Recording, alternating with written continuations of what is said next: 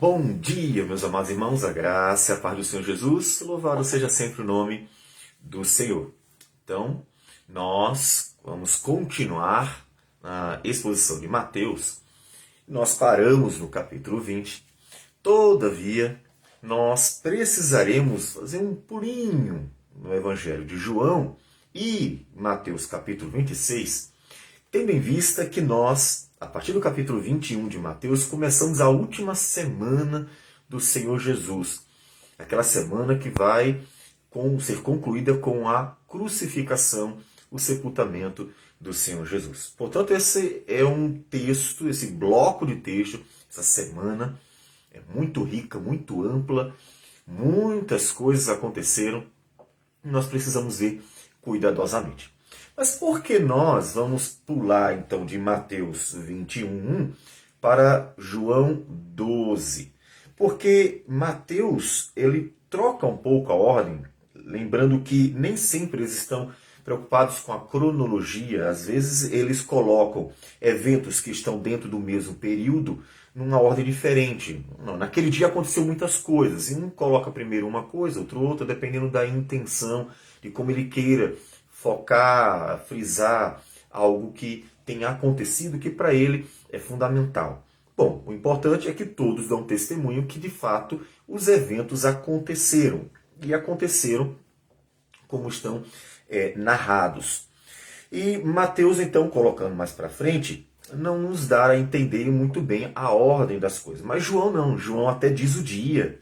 E é por isso que nós vamos para o Evangelho segundo João, no capítulo 12, em que antes da entrada triunfal, que aparece no capítulo 21 de Mateus, ele diz que 6 dias antes da Páscoa, então observe, João ele divide o ministério de Jesus pelas Páscoas, né? E essa é a última Páscoa que o Senhor Jesus vai celebrar. Então, 6 dias antes da Páscoa, que é a última semana. Então, na última semana do Senhor Jesus, foi Jesus para Betânia, onde estava Lázaro, a quem ele ressuscitara dentre os mortos. Deram-lhe, pois, ali uma ceia. Marta servia, sendo Lázaro um dos que estavam com ele à mesa. Então Maria, tomando uma libra de bálsamo de nardo puro, muito precioso, ungiu os pés de Jesus e os enxugou com os seus cabelos, e encheu-se toda a casa com o perfume do bálsamo.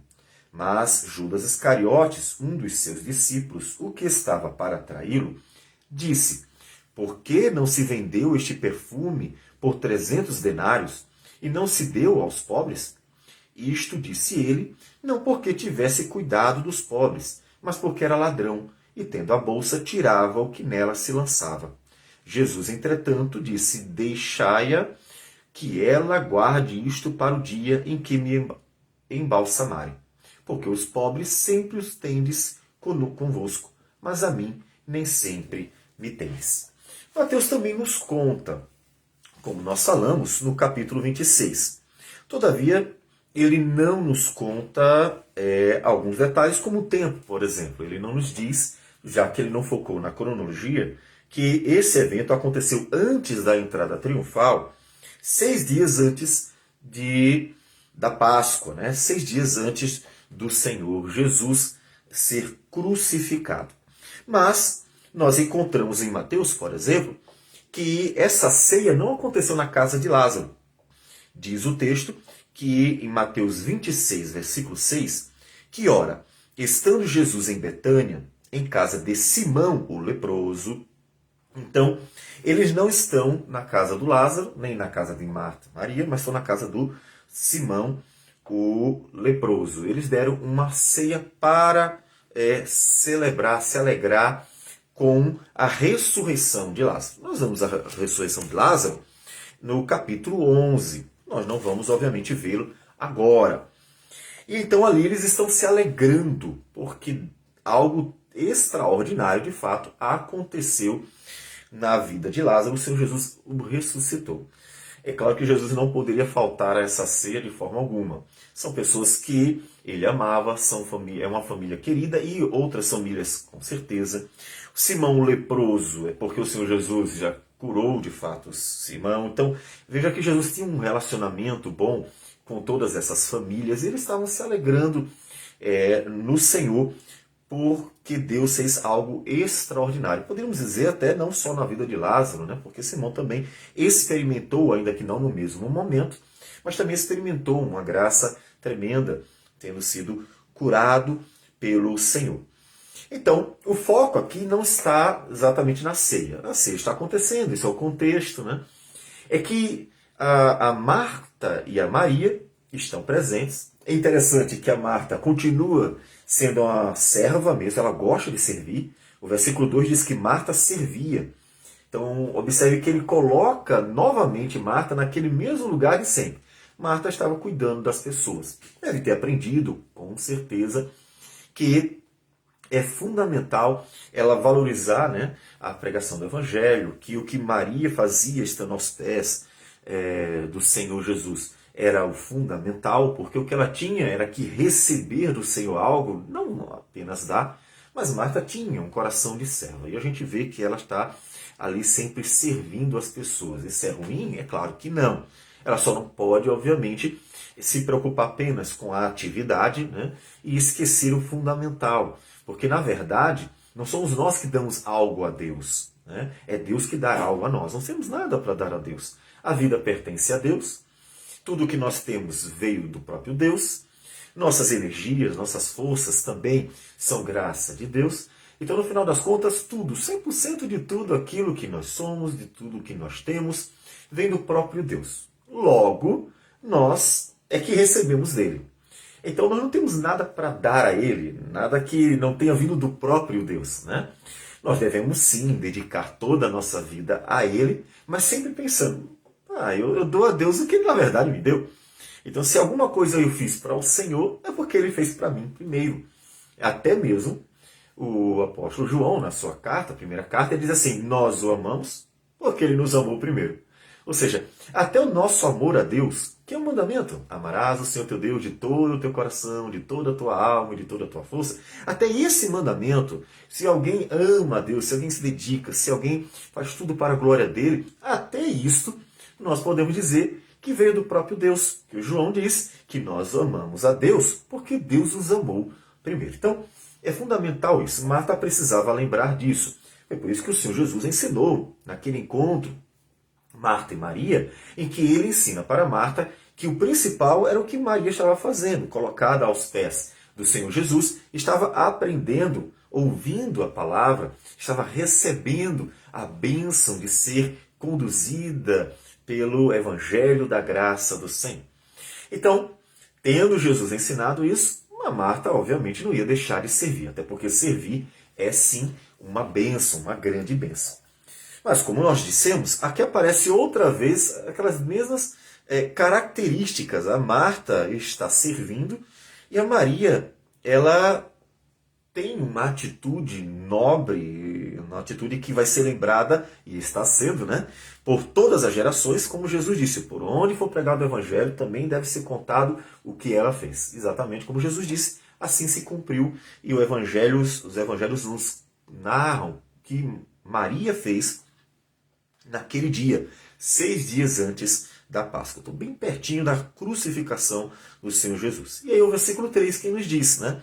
Então Maria, tomando uma libra de bálsamo de nardo puro, muito precioso, ungiu os pés de Jesus e os enxugou com os seus cabelos, e encheu-se toda a casa com o perfume do bálsamo.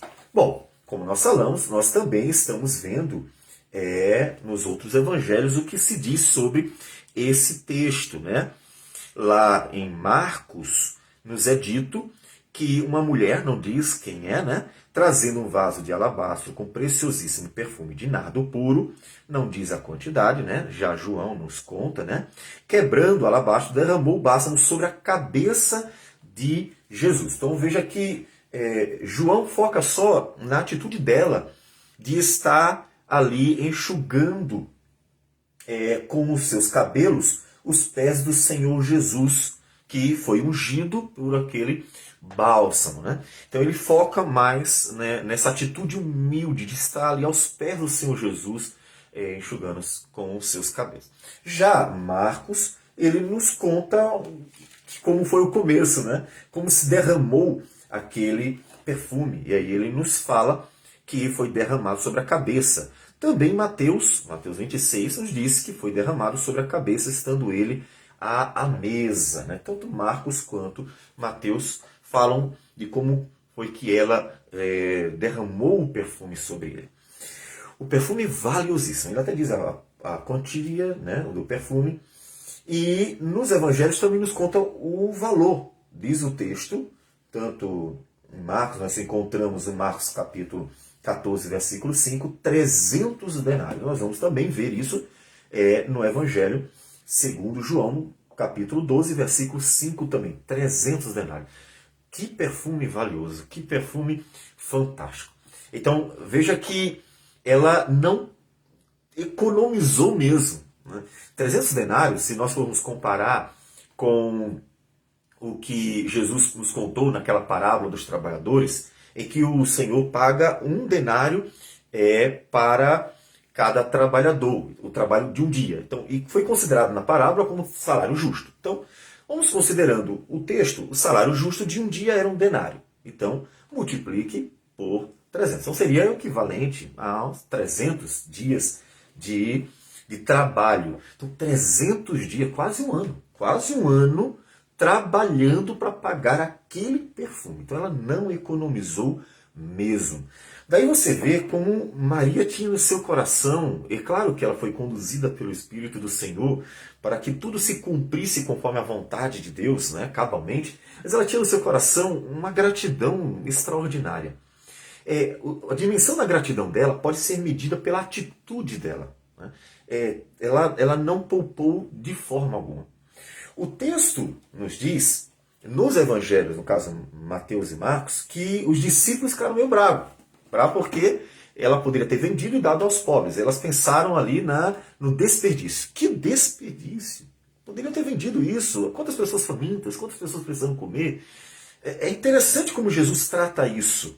No Evangelho de João, já nos diz que um dos discípulos, né, ele realmente foca. Quem ficou indignado foi o Judas, que reclamou.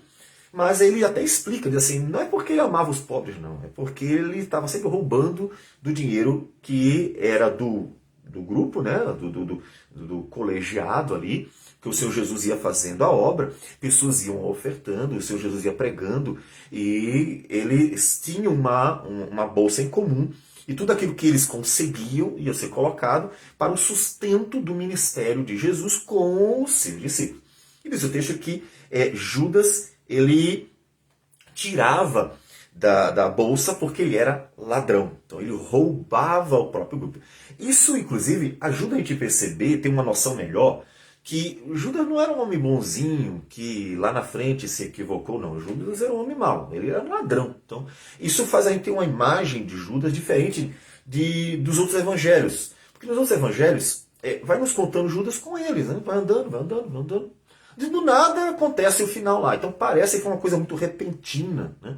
Parece que do nada ele foi lá e decidiu entregar Jesus para os fariseus, os sacerdotes, os saduceus.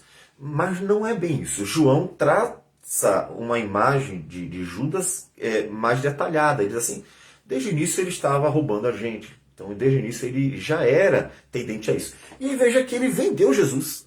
Encaixa bem direitinho com aquilo que ele fez. Ele vendeu Jesus. Porque ele era ladrão. Essa é a ideia. Mas é possível, tendo em vista que os outros também são mencionados como se indignando, que não só Judas, mas também os outros discípulos tenham ficado, né? Talvez o Judas tenha suscitado. Mas olha o que fez, os outros discípulos talvez tenham dito assim, mas pô, isso é verdade, que desperdício também, né? Talvez todos eles tenham sido levados pela atitude que pode ser que tenha sido a inicial de Judas, de reclamar o que ela fez, desperdiçando um perfume de 300 denários. É interessante que, claro, o perfume é dela, ela faz o que ela quiser, né? Então, obviamente, eles não tinham nada que se meter nisso. Estavam dando um pitaco deles sobre o que ela fez. E Jesus reage a isso. Como eu disse, é importante ver, primeiro, a forma como ela trata o Senhor Jesus, dando algo extraordinário. Não vamos dizer que era o que ela tinha de melhor, dá para dizer. Mas dando, né, ao Senhor Jesus ali, perfumando o Senhor Jesus, ungindo o Senhor Jesus, sem nenhuma pena de gastar aquilo ali. O Senhor Jesus mesmo nos diz, o Senhor Jesus mesmo nos ensina, trata, que aquele que mais sente o amor de Deus, o perdão de Deus, a graça de Deus, mais ama. Lembra da parábola que o Senhor Jesus conta? A medida do amor que você dá a Deus tem a ver com sua compreensão da dimensão do amor de Deus por você. Ou seja, se você tem uma noção da profundidade do que é a obra redentora, o perdão de Cristo, a redenção, portanto, como um todo, as misericórdias que foram manifestas na cruz do Calvário, a graça superabundante, a dimensão que você tem da obra de Deus vai gerar em você aquilo que Paulo chama de o amor de Deus nos constrange. O constrangimento, aquela plena compreensão e sensação de uma obra que está muito além da nossa capacidade de dar em troca, né? de recompensar, né, o Senhor de alguma forma. Então, isso é importante porque às vezes o cristão ele parece que está só numa religião a mais, né? Existe a religião tal, a religião tal, a religião tal. Mas não é uma questão de estar mudando de religião. Se trata, de fato, de ter compreendido uma obra que é cósmica, né? Tem a ver com o universo inteiro. Tem a ver com tudo que o Senhor criou e na cruz do Calvário está redimindo. Ainda que, obviamente, são redimidos aqueles que estão em Cristo, né? São unidos a Cristo. Mas a redenção é cósmica, né? Ela envolve toda a criação. E compreender isso, olhando para si mesmo, deve gerar inevitavelmente uma gratidão profunda. Uma gratidão como a dessa mulher, que pegou um perfume que valia o equivalente a 300 dias de trabalho e derramou sobre o Senhor Jesus, ungindo o Senhor Jesus. Para isso, você precisa de duas coisas. Primeiro, você precisa olhar para o Senhor, ver a glória, a contemplar, né, a grandeza, olhar para a obra que ele realizou na cruz do Calvário por seu Filho Jesus e olhar para si mesmo. Se você se acha muito bom, se você se acha muito justo, se você se acha muito merecedor de alguma coisa, talvez eu não mereça tanto, mas isso aqui eu mereço. Então, dependendo do como você se vê, isso também mudará a sua forma de lidar com Deus. Quanto mais você tiver uma noção exata de quem você é na presença do Deus Santo, justo, fiel, verdadeiro, grandioso, glorioso, quanto maior for a sua compreensão de sua natureza pecadora, sua indignidade, sua pequenez diante da glória, da grandeza deste Deus, maior será a sua gratidão ao olhar para a obra da cruz. Então veja, você tem Deus com toda a sua glória e santidade. Você tem aquele vermezinho, é assim que Deus chama Jacó, o vermezinho, né, que ele chama o povo de Israel. Você tem você com todos os seus pecados, com todas as suas falhas, com todos os seus defeitos, com toda a sua pequenez. E no meio você tem a obra da cruz, você tem a cruz do Calvário, você tem a obra redentora que te dá graça, né? É Deus que vai até nós e nos atrai para si. Então, quanto maior for sua compreensão desta obra, que envolve tudo, quem é Deus, quem é você e o que Ele fez, maior será a dimensão de sua gratidão. Melhor será o seu relacionamento com Deus em Cristo Jesus. Com certeza, não tem como ser diferente. Então pense nisso. Por quê? Porque às vezes coisas pequenas, né, fazem com que você não glorifique a Deus, não sirva a Deus como deveria. Se dedica, faz o seu melhor. Isso não é ativismo, tá? Cuidado com o ativismo. Estar na igreja todos os dias, fazendo alguma coisa, não é necessariamente estar servindo a Deus. Às vezes há pessoas, e a gente tem vários testemunhos de pessoas que dizem, olha, eu estava todos os dias na igreja fazendo o que pediam para fazer. Só que eu não tinha uma compreensão do evangelho e não tinha noção do que realmente era que Deus queria de mim. Então não é ativismo. Ativismo nem sempre expressa a gratidão. A gratidão é expressa numa vida realmente dedicada ao Senhor, todo o seu coração, também no prazer de servir, com certeza, ninguém vai dizer que não. Ela teve uma atitude. A atitude dela foi derramar aquele nardo puro, muito precioso, né? Como diz o Evangelho de João. Então, essa atitude de se dar, se entregar, é isso aí. Que gosto sempre de citar esse texto, o apóstolo Paulo, em Gálatas capítulo 2, diz assim: logo, já não sou eu quem vive, mas Cristo vive em mim.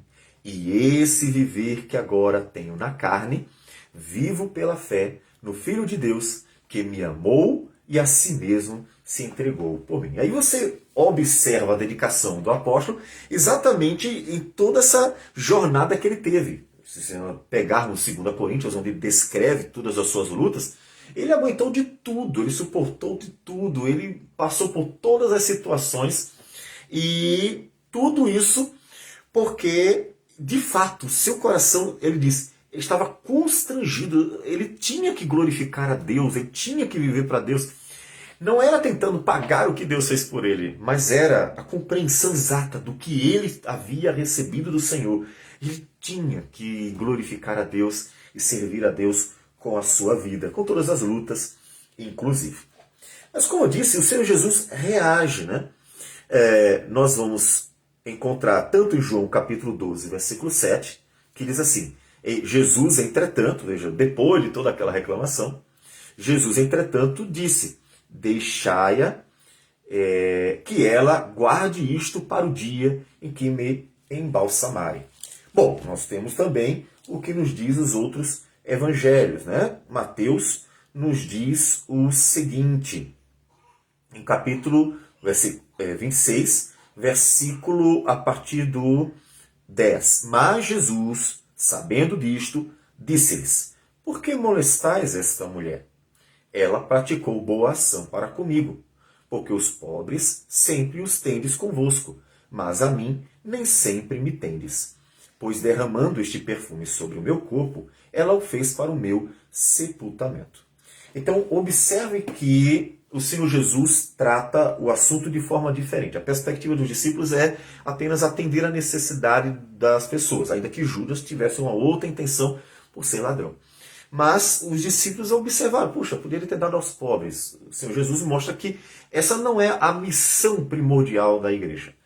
Cuidar das necessidades das pessoas deve ser algo natural dentro do cristianismo, porque decorre do amor. Se você ama, quando você vê uma pessoa necessitada, você se sente empático àquilo, né? Ou você é simpático, pelo menos. Né? Você olha para aquela situação e você pesa o coração. Ninguém deveria olhar para a miséria do outro e se alegrar com a miséria do outro, olhar para a miséria do outro, não ligar, desprezar, ignorar. A gente sente, né? Então a gente é um ser humano. Né? Se as pessoas ficam com pena de um cachorro, né? Ou encontra um cachorro na rua e diz assim, ai, coitadinho do cachorrinho, não sei o quê, e só não leva às vezes para casa porque não quer ter o trabalho. Então imagina um ser humano, né? É uma vida. Então se compadecer da necessidade das pessoas deve ser sim algo natural, principalmente de todo ser humano, mas principalmente do cristão. Afinal das contas, se espera que haja o amor no coração, né, cara? Olha a situação daquele. Então, a compaixão, ela tem que fazer parte. Todavia, Jesus nos mostra que isso não é a missão primordial da igreja. Ou seja, a missão da igreja é cuidar dos pobres. Não. Isso até pode estar fazendo parte da vida diária, cotidiana, natural da igreja, mas não é a missão da igreja. A missão da igreja é glorificar a Deus.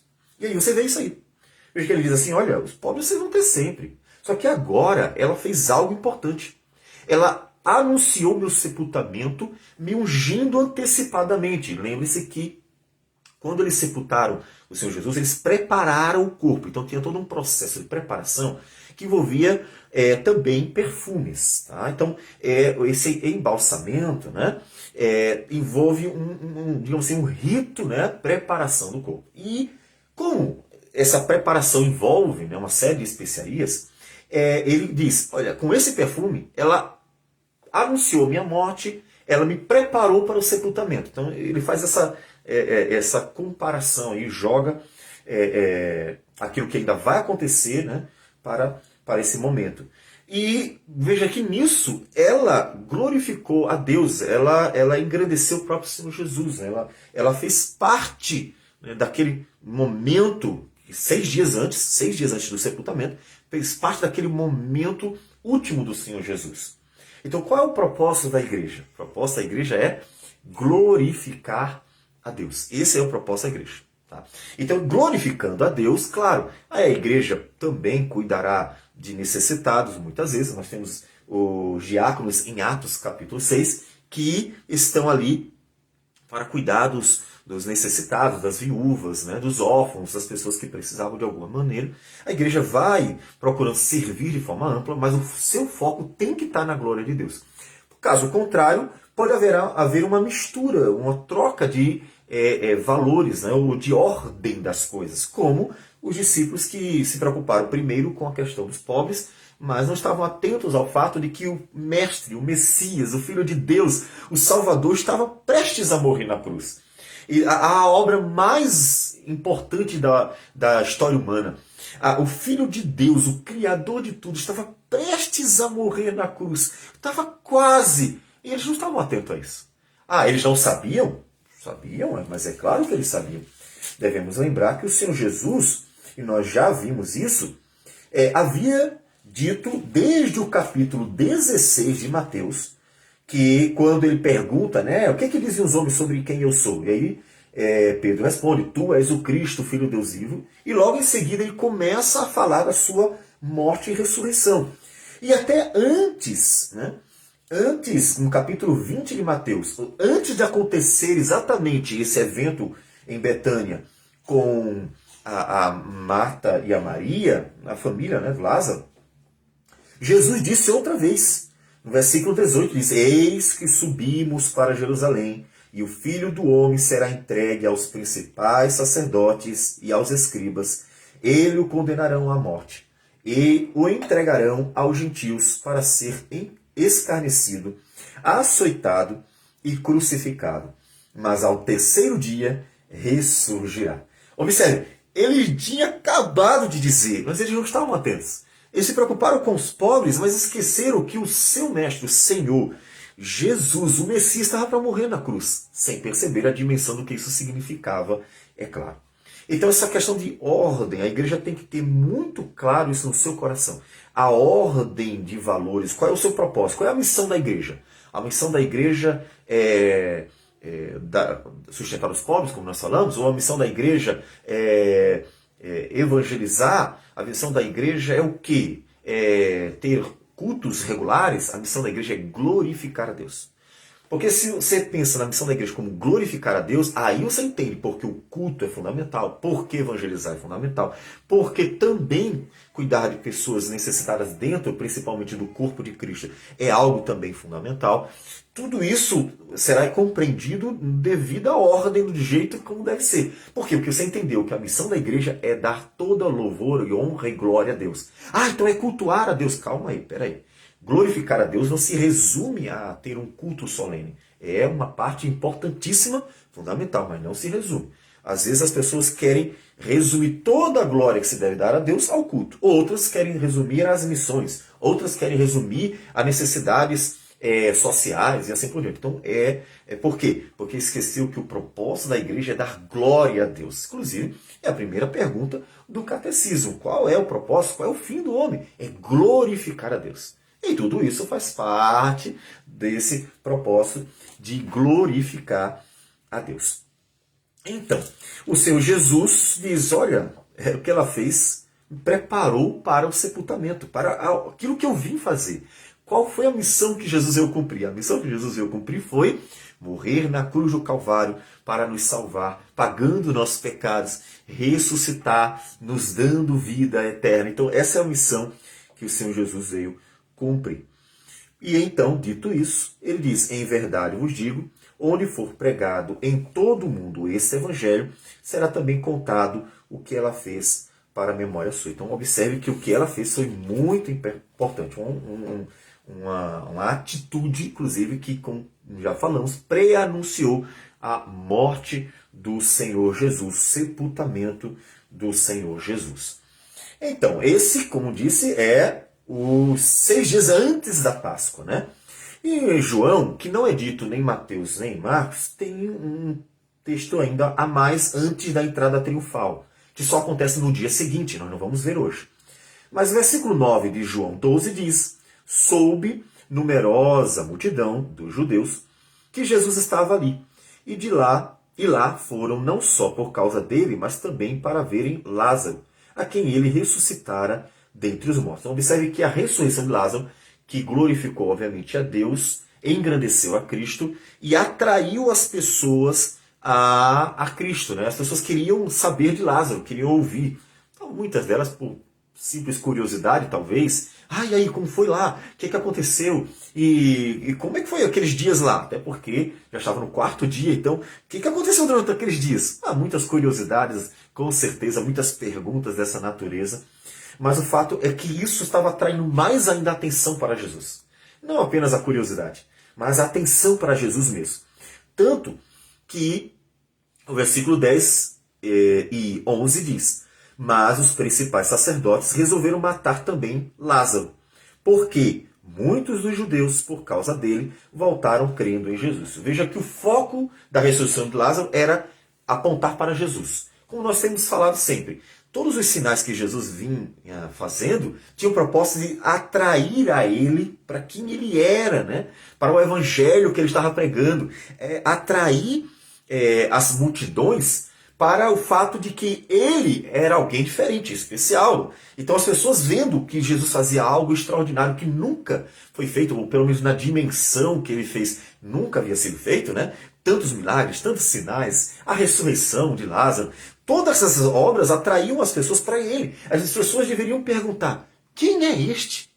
Quem é este? Porque nem os profetas, nem Moisés fez tantos sinais. Nem Elias fez tantos sinais. Nenhum dos profetas fizeram tantos sinais. Fizeram sinais? Sim, sim. Moisés fez, Elias fez e outros mais fizeram. Mas não fizeram tantos sinais, com tanta profundidade. Nenhum deles foi tão abundante em milagres e sinais como nós estamos vendo. Então quem é esse? Né? É maior que Moisés, porque fez mais sinais que Moisés. É maior que Elias, porque está fazendo coisas mais tremendas do que Elias. Então, eles deveriam ser chamados a atenção para quem é Jesus. Isso estava acontecendo. Então, o testemunho de Lázaro sobre a sua ressurreição levou a multidão a Jesus. Isso indignou profundamente os principais sacerdotes, que então já estavam resolvidos em matar Jesus. Agora pensaram, vamos matar Lázaro também. Então veja que eles são tomados por ódio, eles são tomados por uma série de sentimentos, provavelmente inveja também, porque inclusive os evangelhos testificam que o governador percebeu que por inveja eles estavam entregando Jesus. Então uma série de sentimentos ruins estavam motivando eles a tomar a pior das atitudes. Vamos matar, eles só queriam matar. Então, observe que o Senhor Jesus, ele era o propósito de tudo aquilo que é feito. Então o alvo então chame a atenção para Jesus. Coloque isso no seu coração. Você deve fazer tudo, ou ensinar tudo, pensando em apontar as pessoas a Jesus. Não é para você. Isso a gente insiste em dizer sempre. As pessoas não têm que vir para nós, elas têm que vir para Jesus. Então qual é o nosso propósito? Nosso propósito é levá-las a Jesus. E como é que a gente faz isso? Pregando fielmente a palavra do Senhor. Mostrando para as pessoas tanto o que Deus fez por nós. E observe, o propósito da gente tanto é apontar para o Senhor Jesus, que Paulo, quando vai escrevendo a um jovem pastor Timóteo, seu discípulo, por sinal, né, ele não deixa de contar a verdade sobre quem ele foi, né, sua vida, seus erros, né, ele conta, simplesmente conta. Ele diz: a mim que noutro tempo era blasfemo e perseguidor e insolente, mas obtive misericórdia, pois o fiz na ignorância, na incredulidade. Transbordou, porém, a graça de nosso Senhor com a fé e o amor que há em Cristo Jesus. Então, ele diz isso tudo por quê? Porque Deus tinha um propósito de que Por esta razão me foi concedida a misericórdia, para que em mim, o principal pecador, evidenciasse Jesus Cristo a sua completa longanimidade e servisse eu de modelo a quantos hão de crer nele para a vida eterna. Assim, ao Rei eterno, imortal, invisível, Deus único, honra e glória pelos séculos dos séculos. Amém. Então, o nosso propósito tem que ser esse. Nosso propósito é atrair as pessoas e levá-las a Jesus. Então, nós somos, como diz Paulo, a respeito do seu ministério, cartas vivas. Nós somos testemunhas vivas, testemunhas vivas do Senhor Jesus. Claro que ali, especificamente, eles testemunharam a ressurreição, Paulo viu o Senhor Jesus, mas nós continuamos como igreja sendo testemunhas do Senhor, pelo que inclusive Ele fez por nós, e vamos levando às pessoas este evangelho para que elas possam ir a Jesus. Então isso é fundamental. Quanto mais conduzimos as pessoas a Jesus, mais Jesus é glorificado na nossa vida. Se nós nos preocuparmos conosco mesmo, nós deixaremos de estar levando pessoas para Cristo. Então isso não pode ser feito. Então, assim como Lázaro se tornou uma importante testemunha da glória de Cristo e atraiu os judeus para o Senhor Jesus, faça isso você também. Lembre de tudo que Deus fez por você. Observe a grandiosa obra da redenção. Veja todas as maravilhas do Senhor. Então, olhando para toda essa graça do Senhor, para toda esta obra tremenda do Senhor, glorifique a Deus. Leve as pessoas a Jesus. Fale das misericórdias, fale da graça, fale do amor, fale da santidade do Senhor. Fale de toda esta obra que atrai pessoas, dando a elas esperança pela redenção em Cristo Jesus. Esse é o nosso papel. E esse é o seu papel. E assim foi que Maria fez, Lázaro fez também, mostrando o coração profundamente grato pelo que Jesus havia feito por elas. Você, qual é o tamanho da sua gratidão pelo que Jesus fez por você? Nós vamos ver nas suas atitudes, no modo como você se dedica, serve, ama e procura glorificar a Deus. Você não é perfeito, ninguém vai lhe exigir isso, nem o próprio Deus, mas você pode dedicar ao Senhor a sua vida com um coração verdadeiramente grato. E viver para glorificar a Deus, e viver para servir ao Senhor, e viver pegando toda a sua vida e fazendo de toda ela um instrumento para engrandecer o nosso Deus, o nosso Salvador. Vamos orar então ao Senhor. Senhor Deus amado, bendito o teu nome. Te agradecemos por tudo, louvamos o teu nome, bendizemos por tudo que o Senhor tem feito, as grandes obras do Senhor por nós. Que o Senhor, ó Deus, continue nos dirigindo na tua palavra, nos abençoando, ó Deus, com tua graça. E assim, ó Deus, tua igreja possa verdadeiramente te glorificar, olhando só para Cristo e completamente para Cristo. Que o Senhor receba a nossa oração, nossa gratidão por tudo, e tudo isso em nome de Jesus. Amém, Senhor. Que Deus abençoe a todos e tenham um bom dia.